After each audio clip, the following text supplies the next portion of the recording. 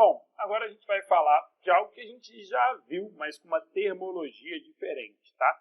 Que é o Yield to Maturity, tá? Então, o Yield to Maturity nada mais é do que a taxa interna de retorno, é a chamada TIR, né? Então, vamos lá, ó.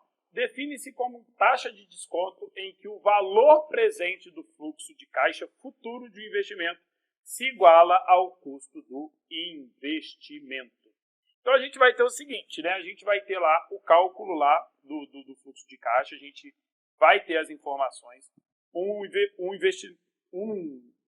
projeto, teve lá um investimento de 30 mil. E aí teve de retorno 9 mil, depois 18 mil, depois 24 mil. E aí o custo de oportunidade é 8%, né? Se eu tivesse a possibilidade de investir no mercado financeiro, por exemplo, a taxa Selic lá estava dando 8%.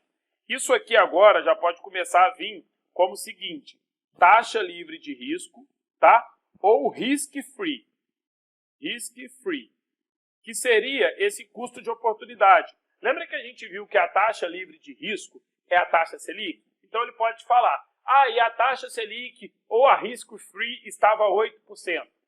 Né? Determine o Yield to Maturity. E aí ele vai querer saber o seguinte, qual que é a taxa de retorno desse projeto? Yield to Maturity, né, que é a TI, é a taxa de retorno, nada mais do que isso. A gente já sabe muito bem como a gente faz esse tipo de operação. Mas se não nos recordamos, eu vou fazer aqui para vocês, vocês acompanham tudo pelo paper tape, para não perder nenhum detalhe, beleza? Então vamos lá. Então, ó, o investimento inicial foi 30 mil. Então eu pego 30 mil, como ele foi inicial, eu tenho que jogar ele, né, negativo no meu fluxo de caixa. Então, CHS, G, CFO. Lembra quando a gente está trabalhando aí com a TI, com o VPL, que é o valor presente líquido, a gente tem que trabalhar dessa forma, né? Porque a gente não tem aqui, né, valores aí, valores uniformizados, né? Não são ali os mesmos valores ali ao decorrer do mês. Que a gente, quando tem esses valores, entra com PMT. Aqui a gente precisa entrar com GCFJ. Lembra lá? Então, ó, 9 mil foi a primeira entrada do primeiro ano. Então, 9 mil, vou jogar no fluxo de caixa, GCFJ. Segundo ano, teve uma entrada de 18 mil. Então, 18 mil, GCFJ. No terceiro ano, 24 mil. Então, 24 mil, GCFJ. Então, eu tive aqui 8 de taxa. Então, esse 8 é o meu I, que pode ser o meu risk-free, pode ser minha taxa livre de risco ou o meu custo de oportunidade. Geralmente, quando eles vão te pedir o Yield to Maturity, eles vão colocar risk-free, taxa livre de risco, para englobar um pouco mais a questão.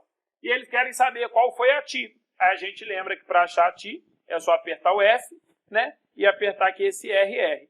Então, a gente tem o Yield to Maturity aí de 26,92, igual está aqui. Então, pessoal, quando pedir para vocês o Yield to Maturity, nada mais é do que o quê? Você achar a taxa interna de retorno do projeto. E aí, você sabe que você precisa lá trabalhar com a tecla GCFO, o GCFO sempre com CHS, porque é negativo, e depois as entradas futuras GCFJ. E aí, se você tiver a taxa, você vai jogar o custo de oportunidade, né? E vai apertar a tecla I. Depois, para achar aqui a taxa interna de retorno, F e a tecla IRR. E aí a gente tem aqui o valor de 26,92. Tá? Então, não se assustem com a palavra. O que é o Yield to Maturity? O Yield to Maturity é achar a taxa interna de retorno do projeto. E aí você vai ter as informações lá para você não errar na hora da sua prova. Beleza? E eu espero vocês na nossa próxima aula.